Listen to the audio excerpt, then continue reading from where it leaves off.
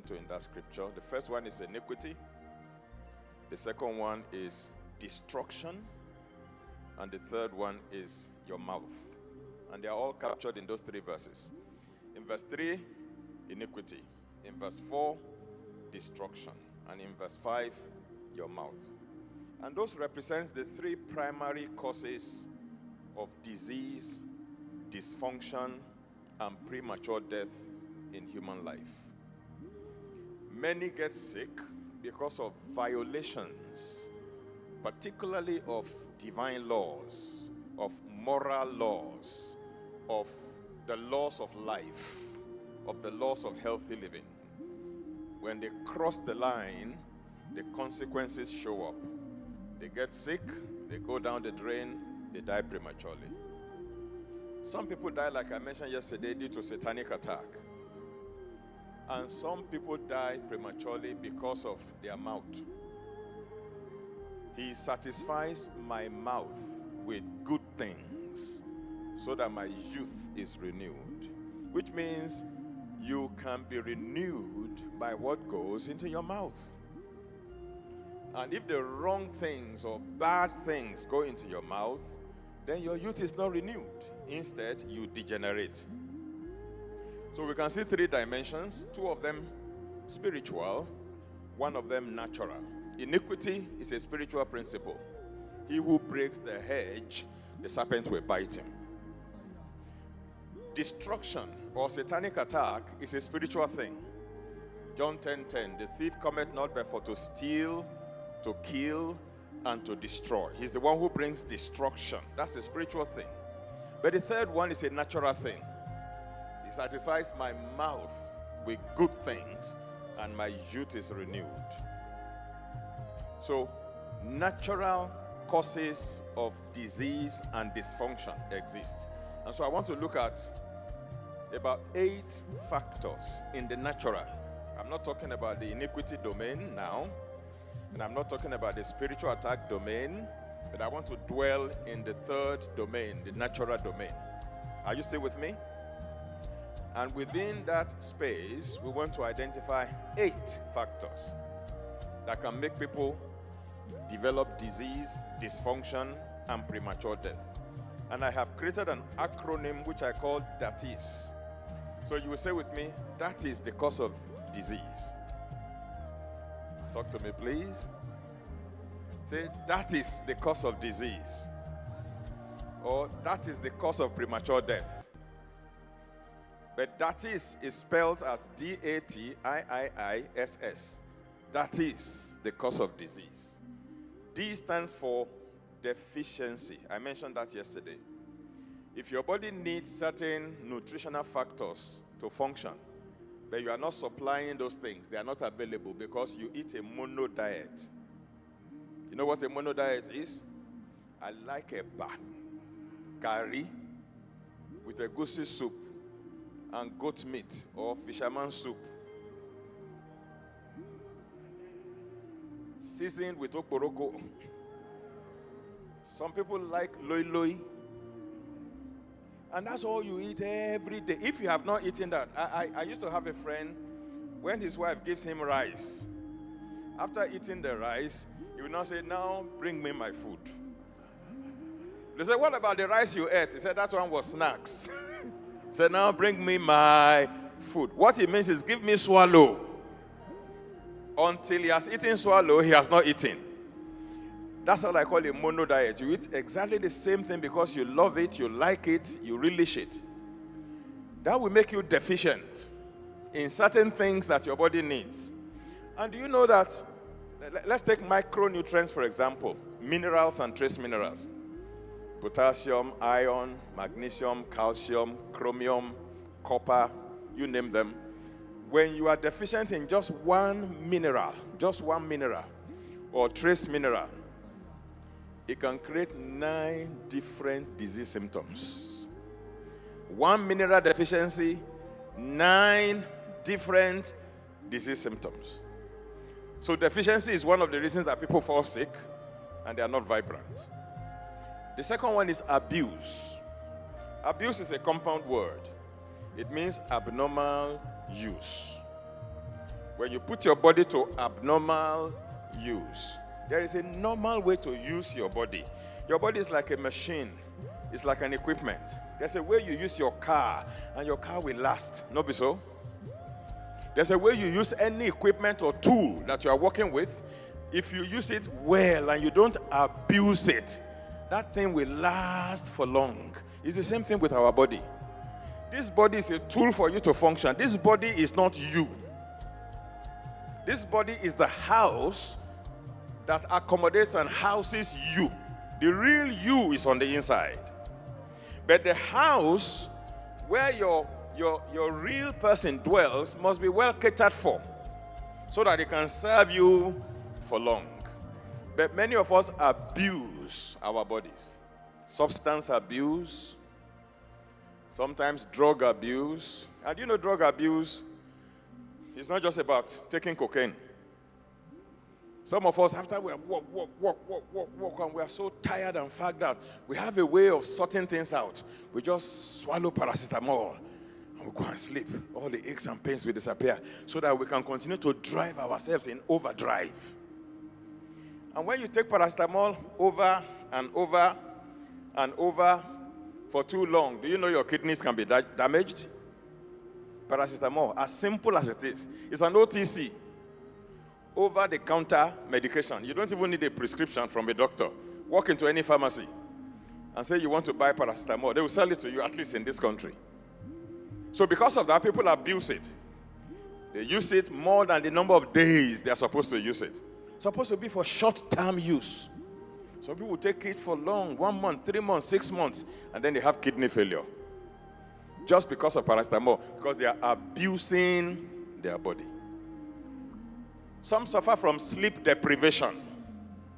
There's a minimum number of hours you're supposed to sleep for your body to get a chance to renew, because your body goes through 3 main cycles every day.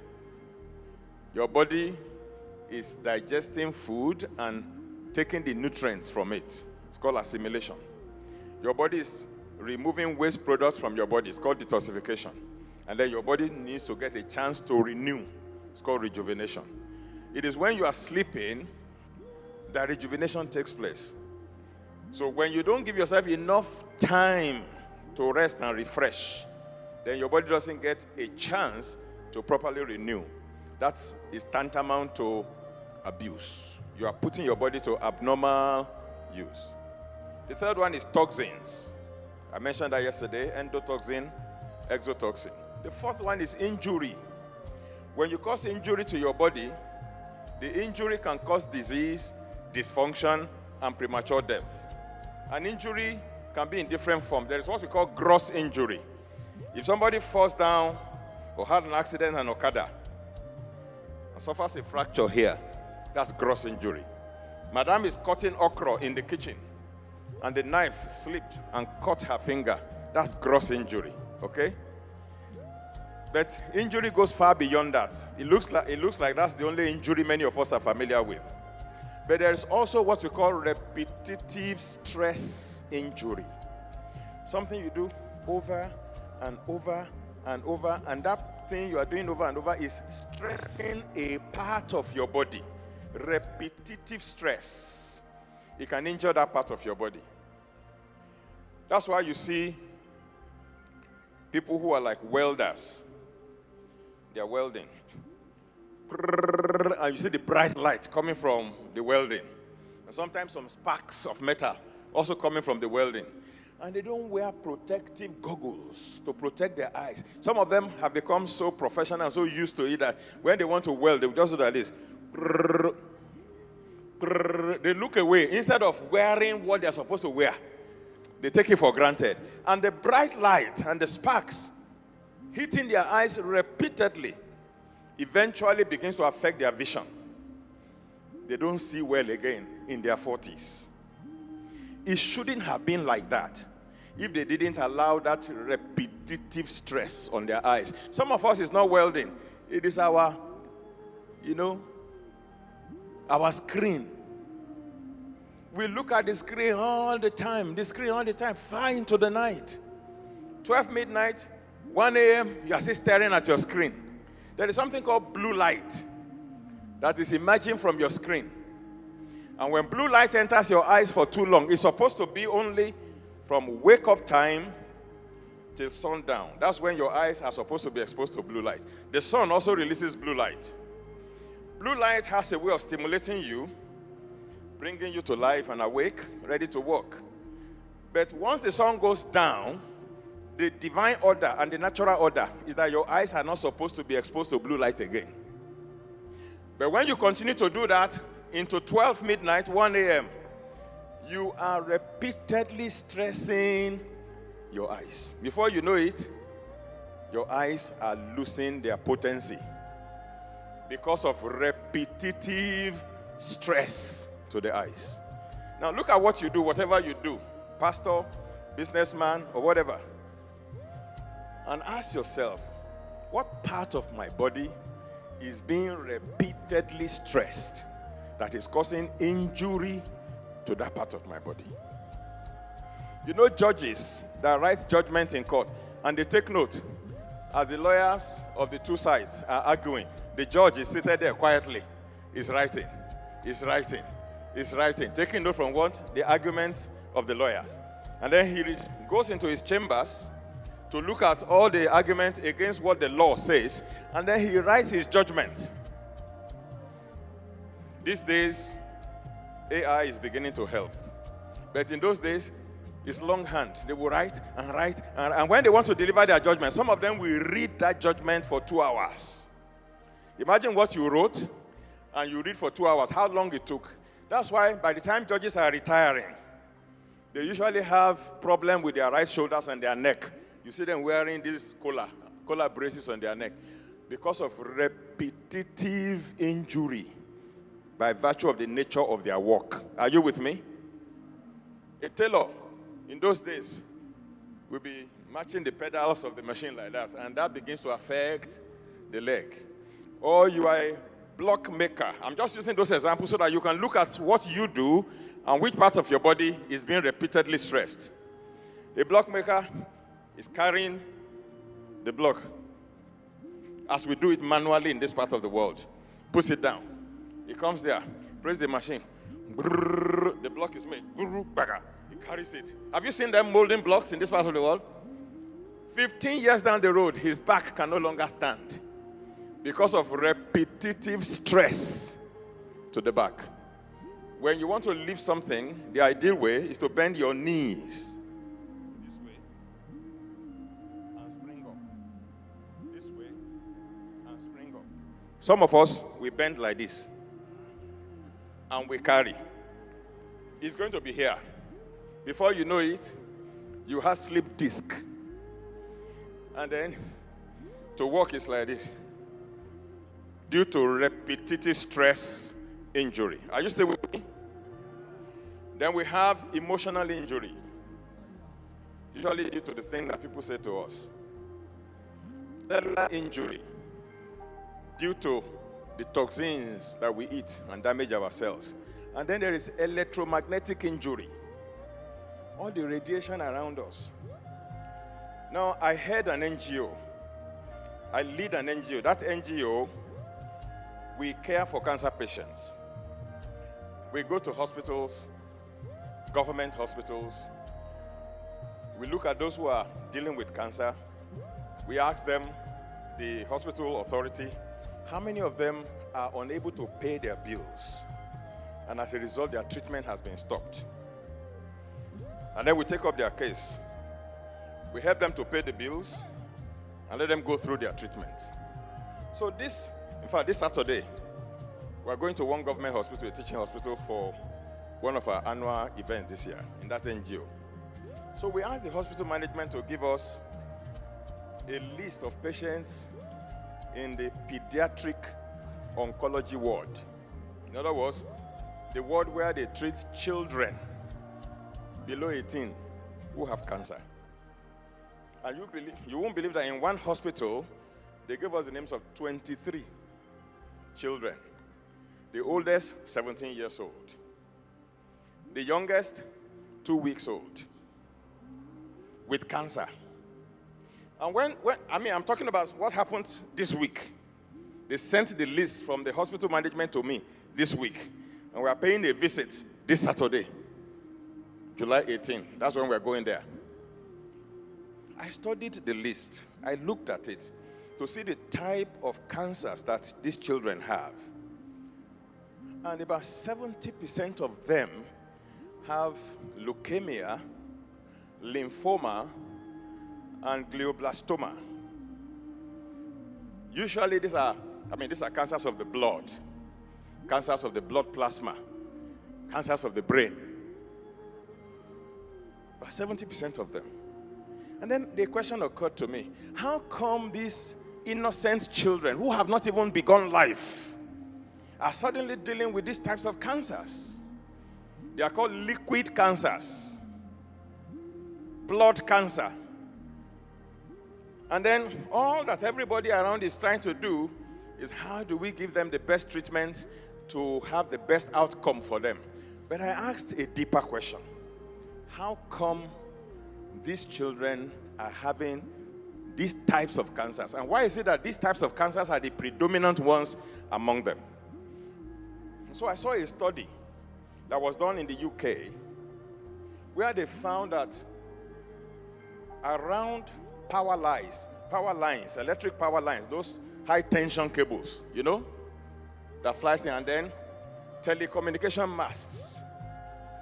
They did a study, population study in the UK, and they found that those blood cancers, liquid cancers, leukemia and lymphoma and multiple myeloma, they found that they clustered around power lines and telecommunication masts. They look at the home addresses of all the patients dealing with such cancers, and they found that their residents, where they live, all of them, they are clustered around power lines and telecommunication masts. That's electromagnetic injury that is causing such issues. Today, conventional thinking does not want to admit, because it's going to dent a particular industry, and it will require stiffer regulation, which they may not want to undertake now. So right now, the whole world is still in denial. But in America today, some groups are beginning to fight to relocate all those telecommunication masts from their children's primary school premises, because they found that children in those schools were developing these cancers due to electromagnetic injury.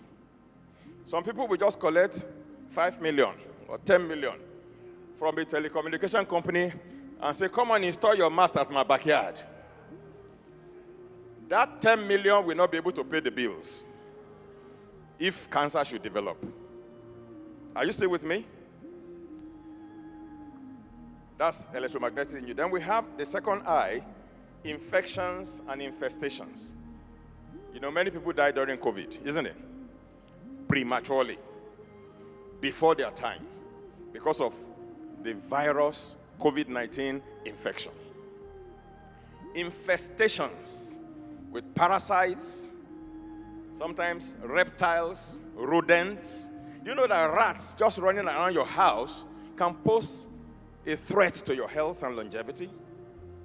Because these rats, they carry certain disease-causing pathogens. And when you are careless, they can come and wee into your gari. And you come back, like me, you like to soak gari once in a while. You put gari inside tiger nut milk, and you put a little bit of groundnut.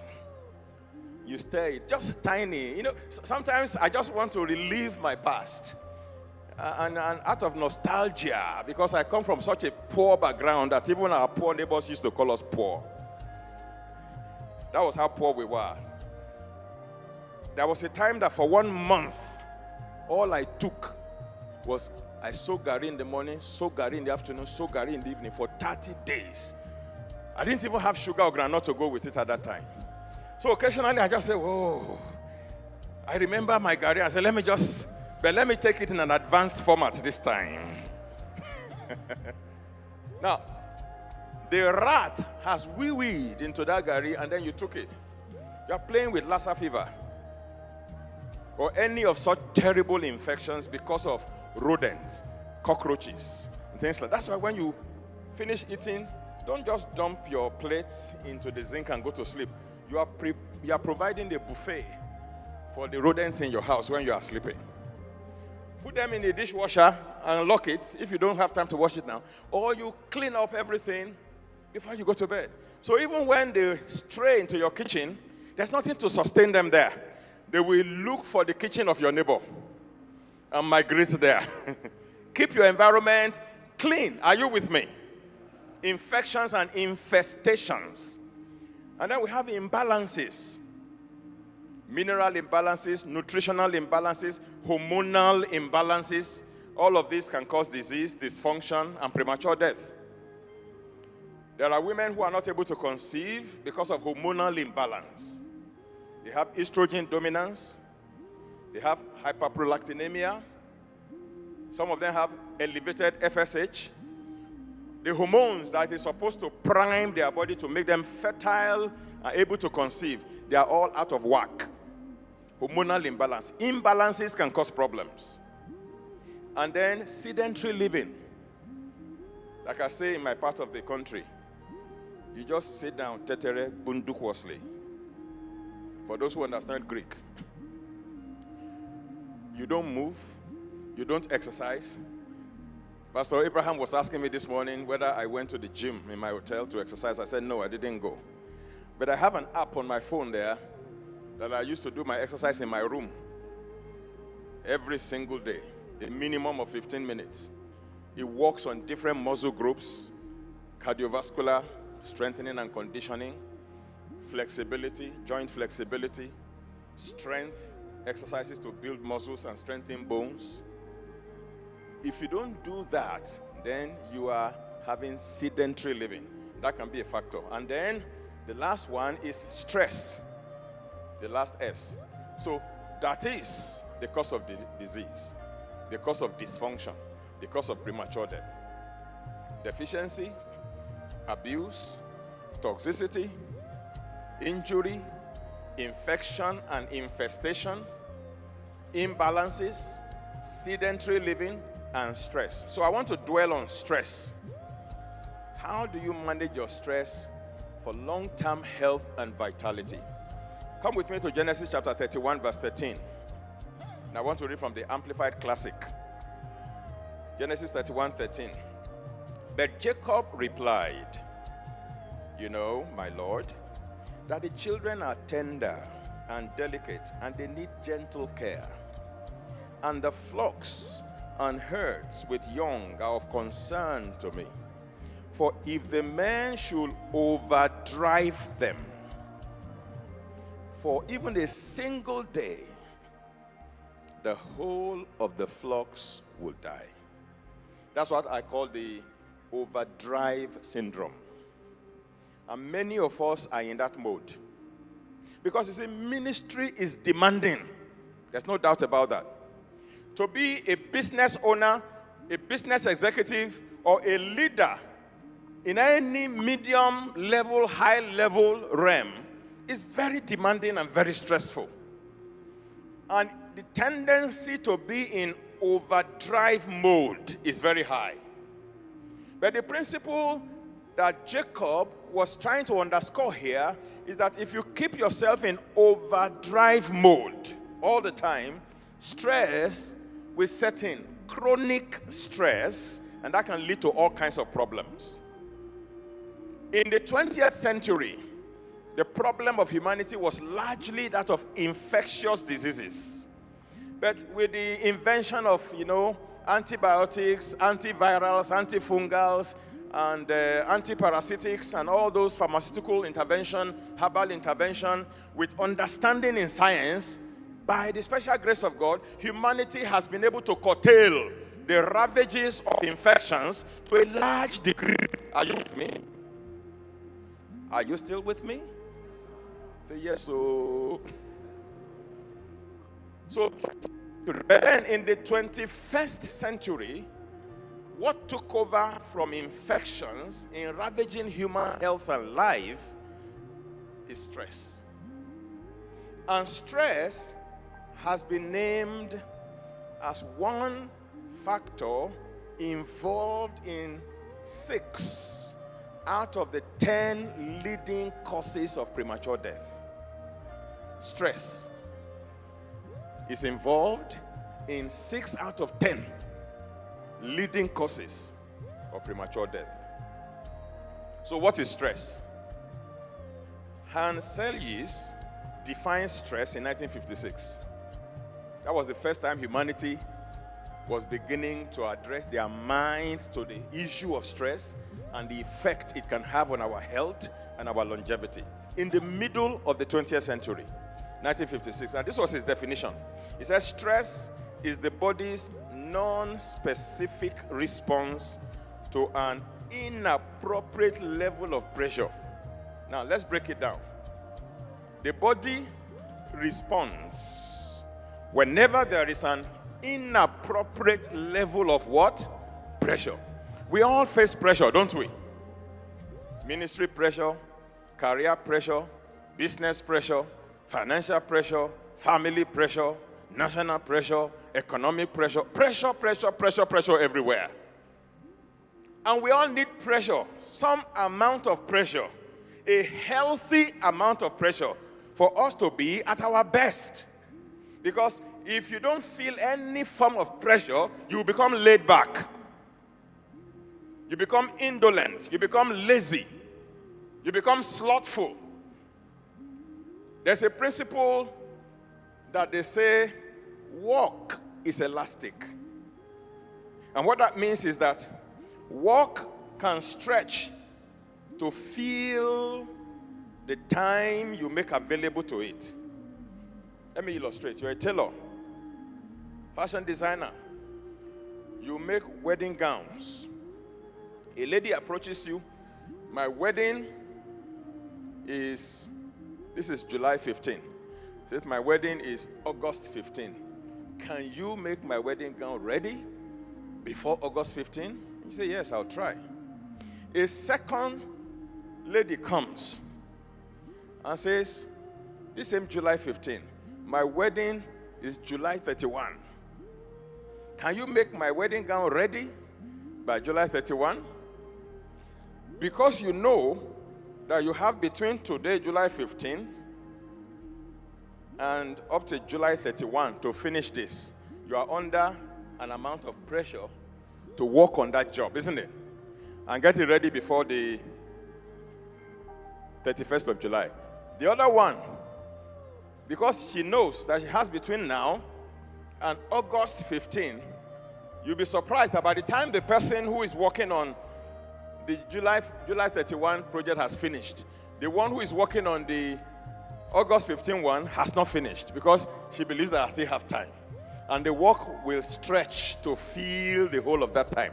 That's why we say work is elastic. When you have plenty of time, the work will keep stretching slowly. But when you are under a healthy amount of pressure, you see that the work will still cram into a shorter time and you finish it excellently. So when we don't have enough pressure on us, we are laid back. But when you have too much pressure, that is what we call an inappropriate amount of pressure. So anytime the body experiences an inappropriate amount of pressure, the body responds. And when the body responds to that inappropriate amount of pressure, you cannot determine how the body will respond. The response is non-specific. Let's go back to the definition again so you can look at what I'm talking about. Can you bring it up? Stress is the body's non-specific response to an inappropriate level of pressure. Non-specific.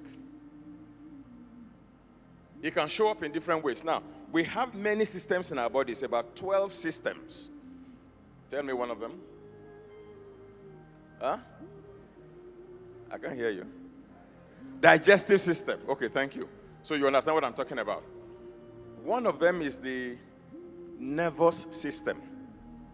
Now, the nervous system has two major parts: the central nervous system and the peripheral nervous system.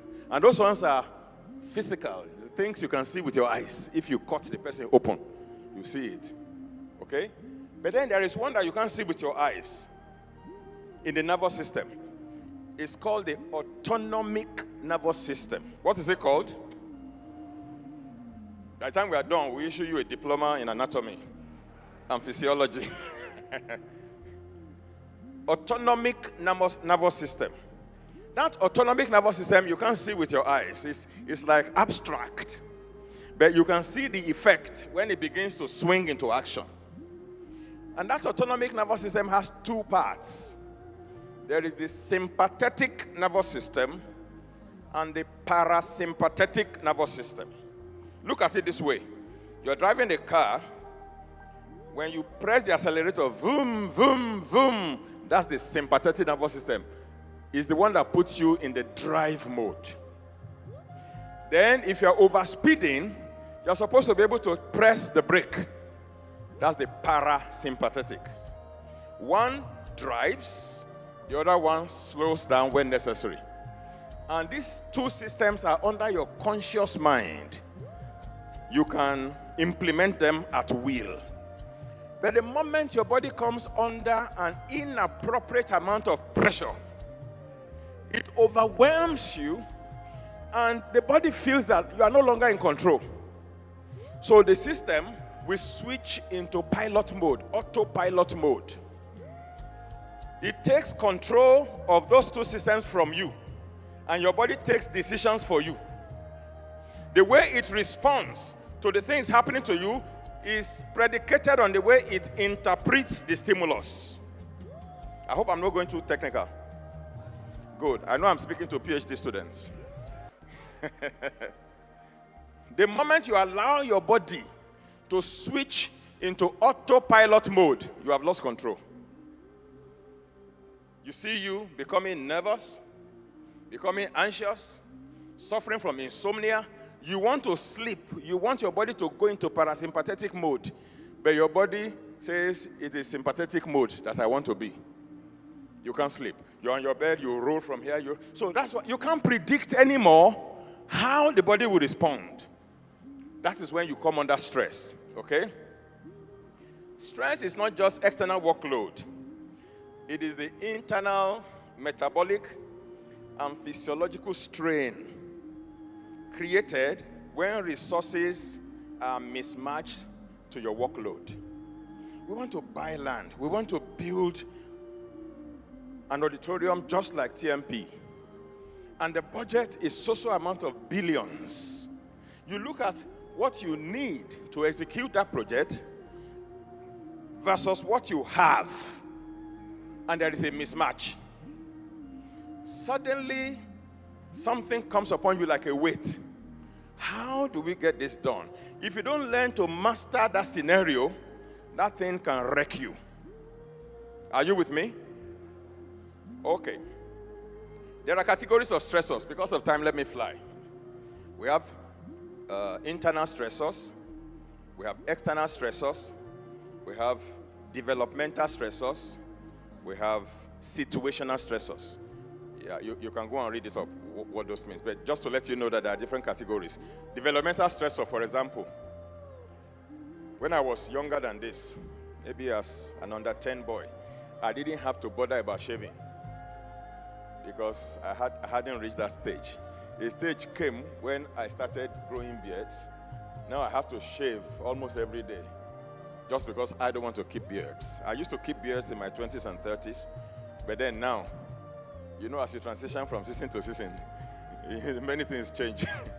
So shaving has become a developmental stressor that a 10-year-old boy doesn't have to worry his head about. I got married. I have children. I have to pay school fees. That's a developmental stressor. When you were a teenager, you didn't have to think about school fees. Did you? It is growth and development, progress, that brings those things. As a 5-year-old girl, you don't have to worry about anything every month.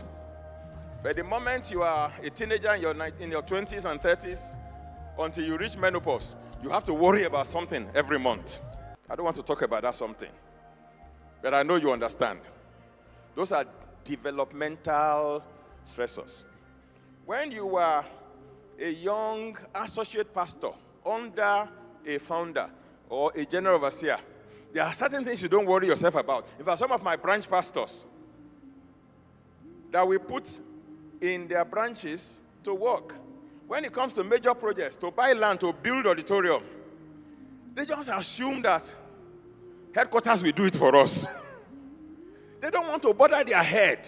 We have to get those things done. I said, but own it. You are the general overseer of that place.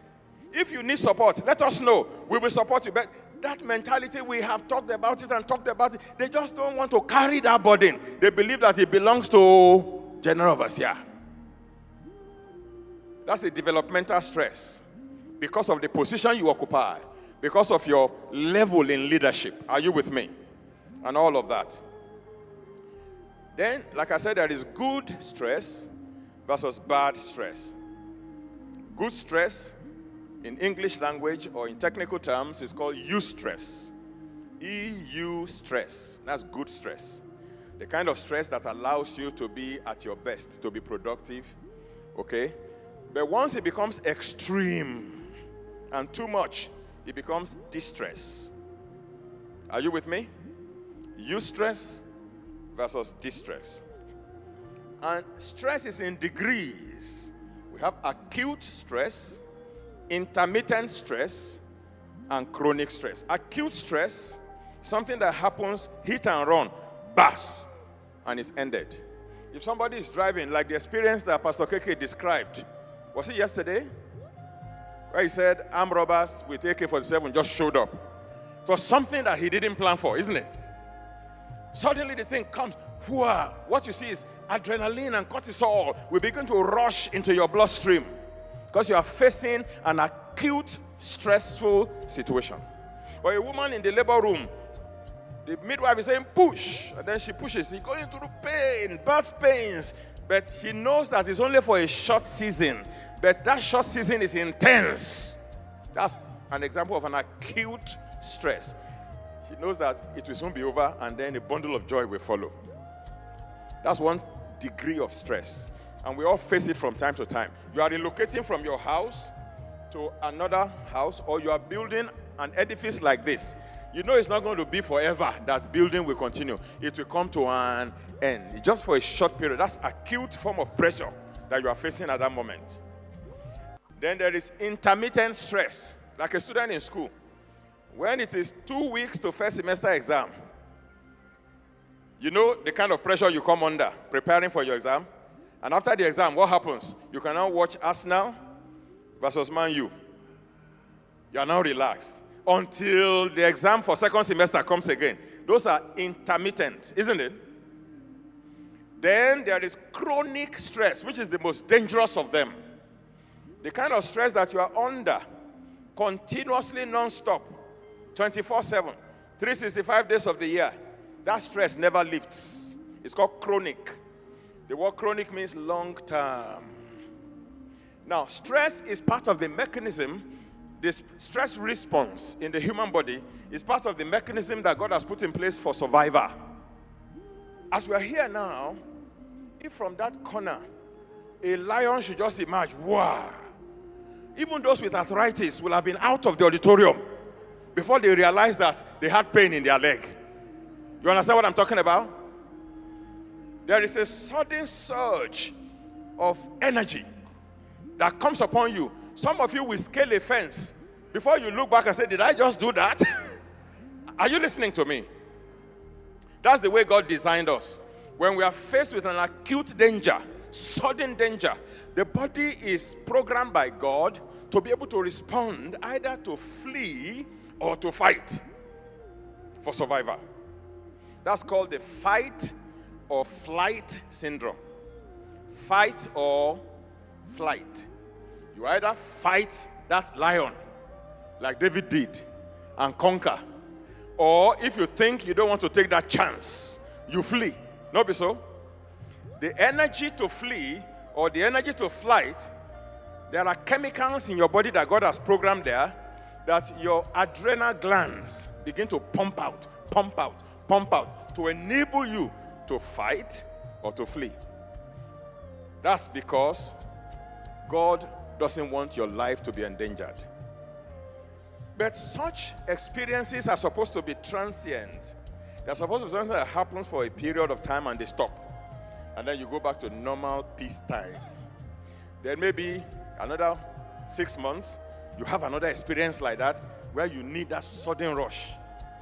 And then you deal with that situation, then you move on until the next one comes. But when you are under chronic stress, from January to February to March to April to June to September to October to December, you are constantly pumping out adrenaline, pumping out cortisol.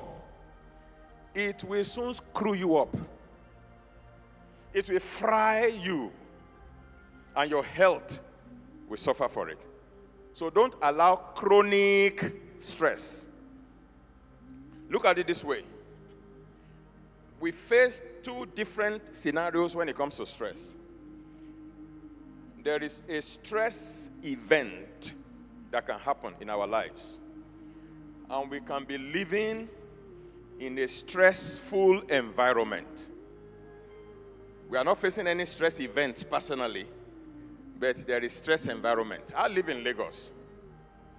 And in those days when I used to wake up in the morning, hit the road latest by 6 a.m., otherwise I'll be late to work. Close by 6 or 7, get back home at 9 or 10. And I do that Monday to Friday. Okay? That kind of stress. And then you go through traffic. Sometimes you are locked up in traffic grid for 2 hours on the same spot. That's a stressful environment. Are you with me? The environment of our country today is such that those who can afford it no longer like to travel by road because of what you and I know. I don't want to mention here. Are you still listening to me? It creates a stressful environment. Or maybe you are driving and the road is terrible, bumpy, and you are bumping into potholes and what have you, and your car gets damaged all the time. You know how much you spend to fix that car? It's because you are living in a stressful environment. Somebody else who bought the same car as yours at the same time, in another climb, 5 years down the road, the car still looks like new, but your own is ragged because of the environment where you are driving that car. That stress environment. Those are two issues we all contend with every day. May God give you wisdom to navigate. A better amen? In John chapter 14 verse 33, Jesus says, I have told you these things so that in me you may have perfect peace and confidence. In the world, you will have tribulation and trials and distress and frustration, but be of good cheer. Take courage. Be confident, certain, undaunted, for I have overcome the world for you. Hallelujah. So there is no amount of water that can sink a boat unless the water gets into the boat. So even though you may be living in a stressful environment, there's a way you can shield yourself not to allow the stress of the environment to be internalized, so you can maintain your sanity. Stress has a lot of impact on our health. The first impact is reduced lifespan. People who face chronic stress and live in stressful environments, their lifespan is shorter than those who live in peaceful, stress-free environments.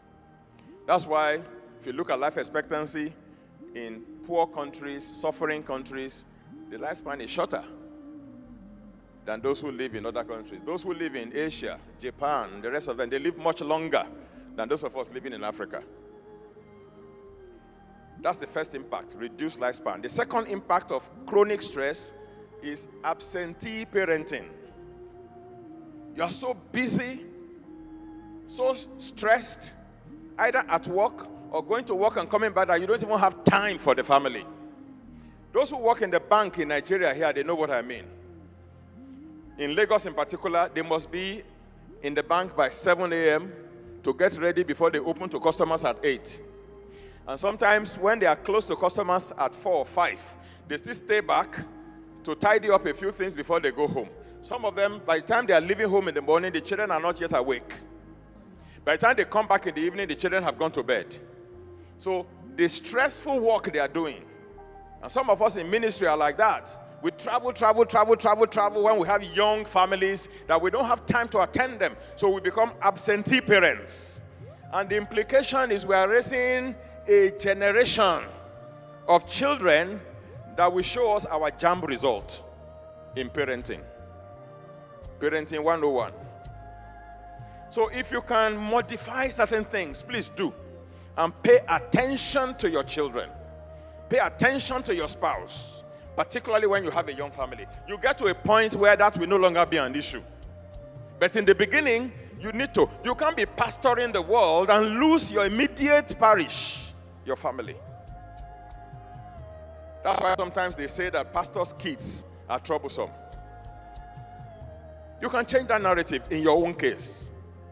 Are you with me? He gets involved in all kinds of sports. Why? Because my wife and I took time out of our busy schedule to attend to their upbringing and growth.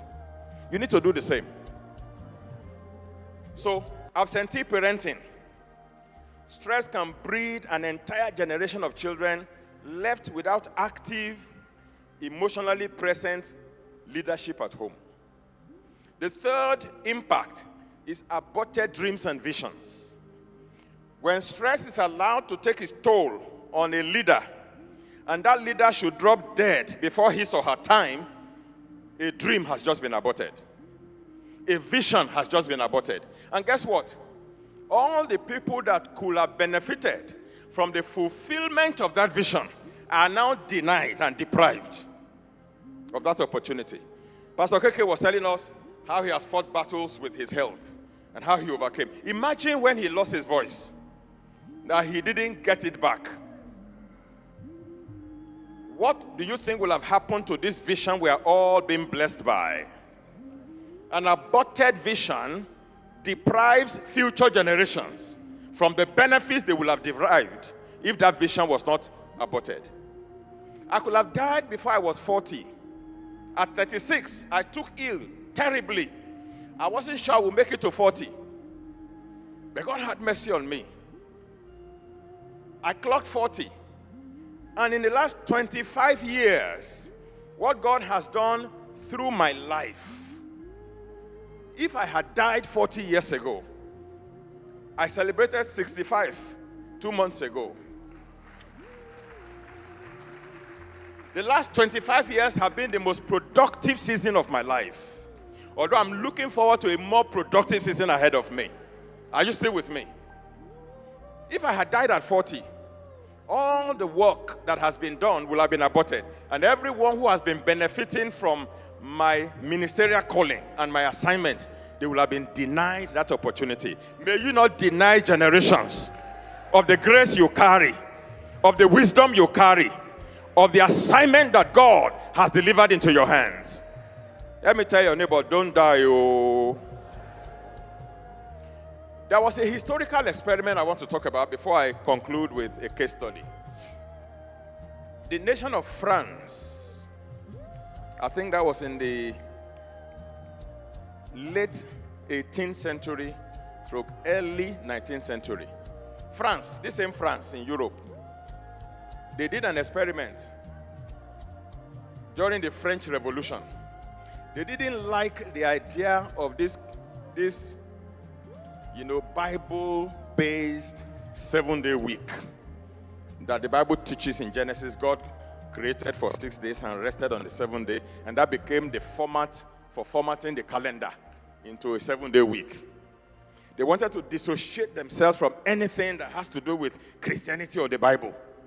So they decided to create a new calendar of 10-day week And they actually had days for all the 10 days. Just like have Monday, Friday, Tuesday, like that to Sunday. They created 10 different names for 10 days of the week. So there will be only 3 weeks in a month. 30 days in a month divided into 3 weeks. Each week, 10 days. So people were made to work for 9 days and rest for 1 day. You go to work for 9 days, you rest for 1 day. Even the animals they used on the farm in those days, because they didn't have tractors at that time, they used animals to work the farm. You know, they used bulls to plow the field, donkeys and horses and camels. That was what they used in agriculture. The moment they switched to that 10-day week, you know what happened? Their farm animals began to die in droves, overdrive syndrome that Jacob was talking about. They began to die. Initially, they thought, could there have been an infection that is killing these animals? So they set up a high-powered scientific team to investigate the cause of this death of these animals. Professors, university professors, researchers, and they all worked to find out the cause. They couldn't find any pathogen. No bacteria, no virus, no infection, no nothing. So what was causing the death? Their conclusion was that it was stress that was killing the animals. So they had to advise the government, if you don't want this to continue, you have to revert to work for 6 days, rest for 1 day. Work for 6 days. So that is the elastic limit of the human body, including animals. Then one theologian mischievously ridiculed the French government. Said what they refused to allow the Bible to teach them, animals taught them. And you see, God gave us a template. He worked for 6 days and rested on the 7th. Not because he needed rest, but because he wanted to model something for us. He wanted a template. And except you are stronger than God, then you can go on without breaks. If you are not stronger than God, factor breaks into your schedule and don't feel guilty about it. When we were in university, some of those big ministers that used to come to teach us and preach to us and lead us, they would tell us, if you sleep for 6 hours a day, you are sleeping away 1/4 of your life. Because 6 hours is 1/4 of a day now. So, can you imagine you sleeping away 1/4 of your whole lifetime? And they made us feel guilty. So some of us will sleep for 2 hours, 3 hours a day, and we believe that we are Jim. Until some of our students began to have psychiatric issues. That their parents had to withdraw them from school, take them home for one whole session to fix them before they could come back. Because now they were seeing double. And they were talking jazz. They were incoherent due to stress. Man of God, woman of God, business executive, wherever you are, leader, don't feel guilty when you have breaks. Daily rest, weekly rest, annual rest. Every day, get sufficient amount of sleep into your schedule to refresh. Every week, set aside 1 day as your break day, your rest day. It doesn't mean you sleep throughout the day, but that is the day you don't do heavy stuff. You relax. And then every year, Saddam and Madam go for vacation. Buy your ticket. Fly out. If you have not reached that level to fly out, you can go to a neighboring town and check into an hotel. Madam will not cook. Madam will not do laundry. Madam will not wash plates for 1 whole week. You just wake up, you eat, you rest, and you sleep.